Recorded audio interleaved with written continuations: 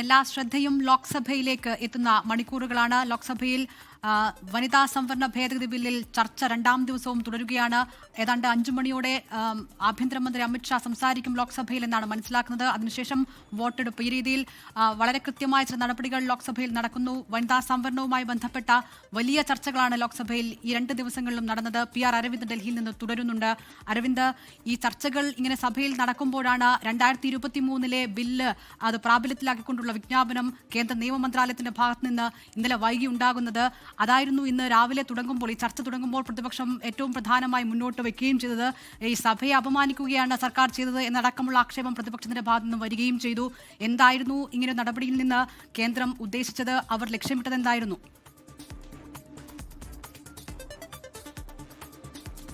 ഇതുമായി ബന്ധപ്പെട്ട വിശദീകരണമൊന്നും കേന്ദ്ര സർക്കാർ നിലവിൽ നൽകിയിട്ടില്ല. ഇന്നലെ രാത്രിയോടുകൂടിയാണ് 2023 വനിതാ സംവരണ നിയമം പ്രാബല്യത്തിൽ വന്നത്. ഇതുമായി ബന്ധപ്പെട്ട വിജ്ഞാപനം രാത്രിയോടുകൂടി തന്നെ കേന്ദ്ര നിയമ മന്ത്രാലയം പുറത്തിറക്കുകയും ചെയ്തു. പിന്നാലെയാണ് ഇതിൽ വലിയ ആശങ്ക രേഖപ്പെടുത്തിക്കൊണ്ട് കോൺഗ്രസ് അടക്കമുള്ള പാർട്ടികൾ രംഗത്ത് വന്നത്. വിചിത്രമായ നടപടി എന്നതാണ് കോൺഗ്രസ് ജനറൽ സെക്രട്ടറി ജയറാം രമേശ് ചൂണ്ടിക്കാണിക്കുകയും പിന്നാലെ ഈ പാർലമെന്റ് ആരംഭിച്ചപ്പോൾ തന്നെ KC വേണുഗോപാൽ ഈ വിഷയം ചൂണ്ടിക്കാണിക്കുകയും ചെയ്തു. എന്തുകൊണ്ടാണ് ഒരു പ്രാബല്യത്തിൽ വരാത്ത ബില്ലുമോ അല്ലെങ്കിൽ നിയമം ഇതുമായി ബന്ധപ്പെട്ട ഭേദഗതി കേന്ദ്ര സർക്കാർ കൊണ്ടുവന്ന ചോദ്യമാണ് KC വേണുഗോപാൽ ലോക്സഭയിൽ ഉയർത്തിയത്. പക്ഷേ കൃത്യമായൊരു വിശദീകരണം നൽകാൻ കേന്ദ്ര സർക്കാർ തയ്യാറായിട്ടില്ല എന്നതാണ് ഏറെ ശ്രദ്ധേയം. കേന്ദ്ര സർക്കാർ വൃത്തങ്ങൾ പറയുന്നത് സാങ്കേതികമായ കാര്യം മാത്രമാണ് ഇപ്പോൾ നടന്നിരിക്കുന്നത്. ഈ ബില്ലുമായി ബന്ധപ്പെട്ട് ഇപ്പോൾ നടപ്പിലാക്കാനോ അല്ലെങ്കിൽ ഉടനടി നടപ്പിലാക്കാനോ സാധിക്കില്ല. കാരണം 2023 ബില്ലിൽ പറയുന്നത് 2026 സെൻസസ് അടിസ്ഥാനമായിട്ട് മണ്ഡല പുനർനിർണ്ണയം നടത്തണം, അതിനുശേഷം വനിതാ സംവരണം നടപ്പിലാക്കണമെന്നതാണ് 2023 ബില്ലിൽ പറയുന്നത്. അപ്പോൾ ഉടനടി തന്നെ അത് നടപ്പിലാക്കാൻ സാധിക്കില്ല. അത് വിജ്ഞാപനം ചെയ്ത് നിയമമായി പുറത്തു വന്നു എന്ന് മാത്രമേ ഉള്ളൂ.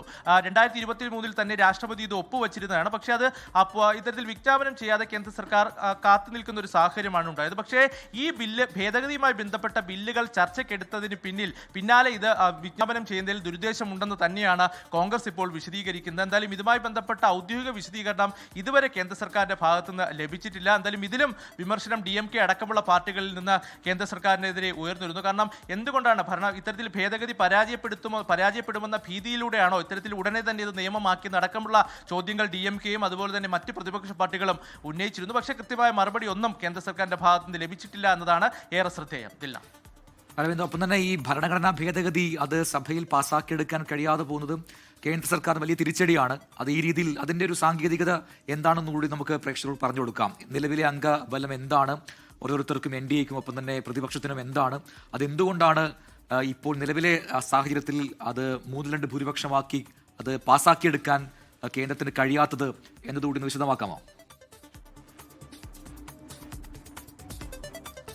പ്രജന, ഒരു ഭരണഘടനാ ഭേദഗതിയാണ്. ഭരണഘടനാ ഭേദഗതി പാർലമെന്റിലെ സഭ പാസ്സാക്കണമെങ്കിൽ അതിൽ 2/3 ഭൂരിപക്ഷം ആവശ്യമാണ്. നിലവിൽ NDAയുടെ ലോക്സഭയിലെ അംഗബലം എന്ന് പറയുന്നത് 293 ആണ്. 540 പേരാണ് നിലവിൽ ലോക്സഭയിൽ ഇപ്പോൾ അംഗങ്ങളായിട്ടുള്ളത്. അപ്പോൾ 2/3 ഭൂരിപക്ഷം എന്ന് പറയുന്നത് 360 അംഗങ്ങളുടെ പിന്തുണ ഉണ്ടെങ്കിൽ മാത്രമായിരിക്കും ഒരു ഭരണഘടനാ ഭേദഗതി ലോക്സഭ പാസ്സാക്കാൻ സാധിക്കും. നിലവിൽ 293 അംഗങ്ങളുള്ള NDAയ്ക്ക് ഇനി 67 പേരുടെ പിന്തുണ കൂടി വേണം. അങ്ങനെയാണെങ്കിൽ ഏതെങ്കിലും പ്രതിപക്ഷ വലിയ പാർട്ടികളുടെ പിന്തുണ ലഭിച്ചാൽ മാത്രമായിരിക്കും കേന്ദ്ര സർക്കാർ അത് ലഭ്യമാകുക. നിലവിൽ പ്രതിപക്ഷം ഒറ്റക്കെട്ടായി നിൽക്കുന്നത് കൊണ്ട് തന്നെ 230ഓളം 35 വോട്ടുകൾ ഒരുപക്ഷെ പ്രതിപക്ഷത്തിന് ലഭിച്ചേക്കാം. അതുകൊണ്ട് തന്നെ ഒരു തരത്തിലും ബില്ല് പാസ്സാകാനുള്ള സാധ്യത നിലനിൽക്കുന്നില്ല. ഇതാണ് ഈ കണക്കുകൾ എന്ന് പറയുന്നത്. അതേസമയം നമ്മൾ നേരത്തെ ഈ ബില്ല് അവതരണത്തിന്റെ അനുമതിയുമായി ബന്ധപ്പെട്ട് വോട്ടെടുപ്പ് നടന്നിരുന്നു. അന്ന് പ്രതിപക്ഷം ആവശ്യപ്പെട്ടതിന് പിന്നാലെയാണ് വോട്ടെടുപ്പ് നടന്നത്. അപ്പോൾ വോട്ട് രേഖപ്പെടുത്തിയത് 251 പേർ, NDAയുടെ പാളയത്തിൽ നിന്ന് 251 പേർ ബില്ല് അവതരണത്തെ അനുകൂലിച്ച് വോട്ട് ചെയ്തു. അന്ന് പ്രതിപക്ഷത്തിന്റെ ഭാഗത്തുനിന്ന് 185 പേരാണ് ഈ അവതരണത്തെ എതിർത്ത് വോട്ട് ചെയ്തത്. അന്ന് മുഴുവൻ അംഗങ്ങളും സഭയിലേക്ക് എത്തിയിരുന്നില്ല. പക്ഷേ ഇപ്പോൾ അങ്ങനെയല്ല കാര്യങ്ങൾ. പ്രതിപക്ഷത്തിന്റെ എല്ലാ അംഗങ്ങളും സഭയിലേക്ക് എത്തിയിട്ടുണ്ട്. NDAയുടെ മുഴുവൻ അംഗങ്ങളും സഭയിലേക്ക് എത്തിയിട്ടുണ്ട്. അപ്പോൾ 293 എന്നതാണ് നിലവിൽ NDAയുടെ കണക്ക്. 67 അംഗങ്ങളുടെ പിന്തുണ കൂടി ലഭിച്ചാൽ മാത്രമായിരിക്കും ബില്ല് ലോക്സഭ കടക്കുക. ഇതാണ് ഭരണഘടനാ ഭേദഗതി ബില്ല് പാസ്സാക്കാനുള്ള ഒരു കണക്കെന്ന് പറയുന്നത്. നിലവിൽ 540 പേരാണ് ലോക്സഭയിലുള്ളത്. മൊത്തം സംഖ്യ 543 ആണെങ്കിലും. ഇനിയിപ്പോൾ ഈ കാലതാമസം അത് ആര് വരുത്തി എന്നതിനെ കുറിച്ച വാദപ്രതിവാദങ്ങളൊക്കെ നമ്മൾ കഴിഞ്ഞ ദിവസങ്ങളിലൊക്കെ കണ്ടതാണ്. അങ്ങോട്ടും ഇങ്ങോട്ടും ആരോപണം ഉന്നയിക്കുന്ന ഭരണപക്ഷത്തെയും പ്രതിപക്ഷത്തെയും കാണുന്നു. ദശാബ്ദങ്ങളായി ഈ വനിതാ ശാക്തീകരണം എന്ന വിഷയം ചർച്ച ചെയ്യുന്നുണ്ടെങ്കിലും എന്തുകൊണ്ട് അത് പ്രാബല്യത്തിൽ ഇത്രയും കാലതാമസം എടുത്തു, എന്തുകൊണ്ട് ഈ വ്യവസ്ഥകളിൽ ഇപ്പോൾ ഒരു മാറ്റം വരുത്താൻ കേന്ദ്രം തയ്യാറാകുന്നു എന്ന ചോദ്യമാണ് പ്രതിപക്ഷം ഉയർത്തുന്നത്. അതോടൊപ്പം തന്നെ അതേ ചോദ്യം തന്നെ തിരികെ ഭരണപക്ഷവും ഉയർത്തുന്നുണ്ട്. 60 വർഷം ഉണ്ടായിട്ടും കോൺഗ്രസ് എന്തുകൊണ്ട് ഇതിനെക്കുറിച്ച് അന്ന് ചിന്തിച്ചില്ല എന്ന ചോദ്യം വരുന്നു. അപ്പോൾ പ്രധാനമായും ഉയരുന്ന വാദപ്രതിവാദങ്ങൾ എന്താണ് ഇതുമായി ബന്ധപ്പെട്ട്? ഈ കാലതാമസം എന്തുകൊണ്ട് സംഭവിച്ചു എന്നതിൽ വിശദീകരണം ഉണ്ടോ?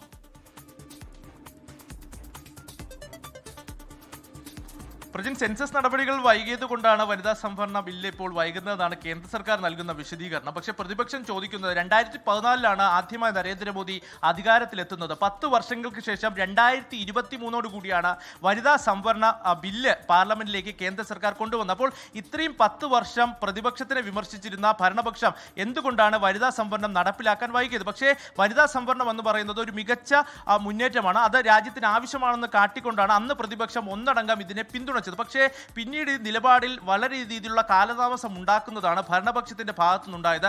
അതിനുവേണ്ടി വിവിധ നടപടികളും അല്ലെങ്കിൽ വാദങ്ങളെല്ലാം കേന്ദ്ര സർക്കാർ വിശദീകരിച്ചിരുന്നു. കാരണം 2021 സെൻസസ് അടിസ്ഥാനമാക്കിയായിരുന്നു ഇത് നടപ്പിലാക്കുക, അല്ലെങ്കിൽ മണ്ഡല പുനർനിർണ്ണയം നടപ്പിലാക്കി ഈ വനിതാ സംവരണം നടപ്പിലാക്കുമെന്ന് വ്യക്തമാക്കിയത്. 2029 ലോക്സഭാ തെരഞ്ഞെടുപ്പോടുകൂടി ഇത് നടപ്പിലാക്കുമെന്ന് വ്യക്തമാക്കിയിരുന്നു. പക്ഷേ കോവിഡ് അടക്കമുള്ള പ്രശ്നങ്ങൾ കാരണം സെൻസസ് നടപടികൾ വൈകിയതാണ് വനിതാ ഇത്തരത്തിൽ നിയമം നടപ്പിലാക്കുന്നതിൽ കാലതാമസം ഉണ്ടായതെന്നാണ് പ്രതിപക്ഷം അടക്കം ചൂണ്ടിക്കാണിച്ചിരിക്കുന്നത്. നിലവിൽ സെൻസസ് നടപടികൾ ആരംഭിച്ചിട്ടുണ്ട്. 2027 കൂടി മാത്രമായിരിക്കും സെൻസസ് നടപടികൾ പൂർത്തിയാവുക. സെൻസസ് നടപടികൾ പൂർത്തിയായാലും പിന്നീട് മണ്ഡല പുനർനിർണ്ണയം നടത്തേണ്ടി വരും. അപ്പോൾ ഒരു തരത്തിലും 2029 ലോക്സഭാ തെരഞ്ഞെടുപ്പിന് നിലവിലെ സാഹചര്യത്തിൽ വനിതാ സംവരണം നടപ്പിലാക്കാൻ സാധിക്കില്ല.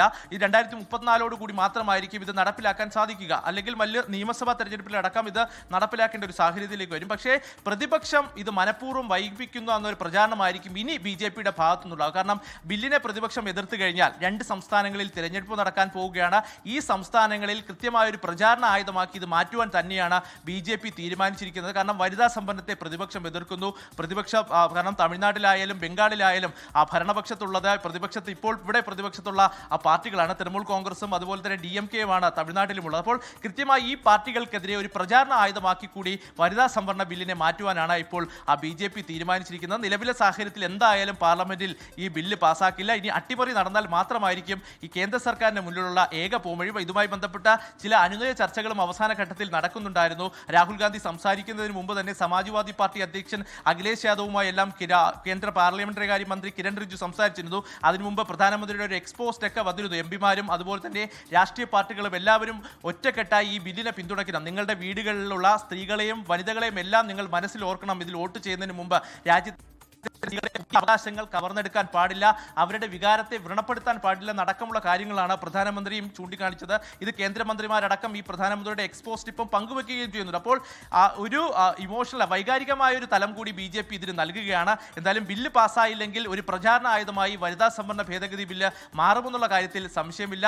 അതേസമയം ഈ ബില്ല് വൈകിപ്പിച്ചതിൽ വാദപ്രതിവാദങ്ങൾ തുടരുന്നു. അതേസമയം കോൺഗ്രസ് പല തരത്തിലുള്ള വാദങ്ങൾ ചൂണ്ടിക്കാണിച്ചിരുന്നു. മോത്തിലാൽ നെഹ്റുവാണ് വനിതാ സംവരണം എന്ന ആശയം ആദ്യമായി മുന്നോട്ട് വെച്ചത്. മറ്റ് കോൺഗ്രസ് സർക്കാരുകളടക്കം കൃത്യമായി ഇതുമായി ബന്ധപ്പെട്ട ഇടപെടലുകൾ നടത്തിയിരുന്നു. 2018 2019 വനിതാ സംവരണം നടപ്പിലാക്കണമെന്ന് ആവശ്യപ്പെട്ടുകൊണ്ട് രാഹുൽ ഗാന്ധി പ്രധാനമന്ത്രിക്ക് കത്തയച്ചിരുന്നു. ഇതിന് പിന്നാലെയാണ് BJP ഇത് നടപ്പിലാക്കണമെന്നൊരു ആശയം മുന്നോട്ട് വരികയും ചെയ്തതടക്കം കോൺഗ്രസ് ചൂണ്ടിക്കാണിച്ചിരുന്നു. കഴിഞ്ഞ ദിവസം പ്രിയങ്ക ഗാന്ധി സംസാരിച്ചപ്പോൾ ഈ വിഷയങ്ങളടക്കം കൃത്യമായി ചൂണ്ടിക്കാണിച്ചുകൊണ്ടാണ് പ്രിയങ്ക ഗാന്ധിയുടെ പ്രസംഗം അവസാനിച്ചത്. ഇതുകൂടാതെ തന്നെ ജാതി സെൻസസ് വൈകിപ്പിക്കാനുള്ള ശ്രമമാണ് BJPയുടെ ഇതിന് പിന്നിലുള്ള അജണ്ട എന്ന് കൂടി കോൺഗ്രസ് അടക്കമുള്ള പ്രതിപക്ഷ പാർട്ടികൾ ചൂണ്ടിക്കാണിക്കുന്നു. കാരണം നേരത്തെ ജാതി സെൻസസ് നടപ്പിലാക്കണമെന്ന് പ്രതിപക്ഷം ശക്തമായി ആവശ്യപ്പെട്ടിരുന്നു. ബീഹാറിലായാലും ഇതിനു മുൻപ് നടന്ന സംസ്ഥാന തെരഞ്ഞെടുപ്പുകളിലായാലും കൃത്യമായി കോൺഗ്രസ് അടക്കം ഉയർത്തിയ ഒരു വാക്യം അല്ലെങ്കിൽ ഒരു പ്രചാരണത്തിന് ജനങ്ങൾക്ക് നൽകിയ ഒരു വാഗ്ദാനം എന്ന് പറയുന്നത് ജാതി സെൻസസ് നടപ്പിലാക്കും, കേന്ദ്രതലത്തിൽ നടപ്പിലാക്കുന്നില്ല, അതുകൊണ്ട് തന്നെ സംസ്ഥാന തലങ്ങളിൽ ജാതി സെൻസസ് നടപ്പിലാക്കുമെന്നതായിരുന്നു കോൺഗ്രസ് അടക്കം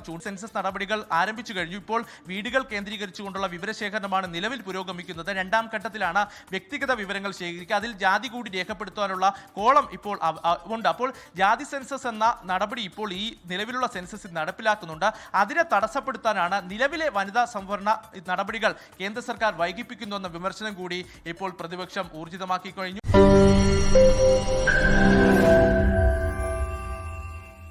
ലോകത്തെവിടെയായാലും ഏത് സമയത്തും 24 വാർത്തകളും ഓഗ്മെന്റഡ് റിയാലിറ്റി പാക്കേജുകളും എക്സ്പ്ലെയിനറുകളും വിശദമായി കാണാൻ ഞങ്ങളുടെ YouTube ചാനൽ നിങ്ങൾക്ക് സബ്സ്ക്രൈബ് ചെയ്യാം.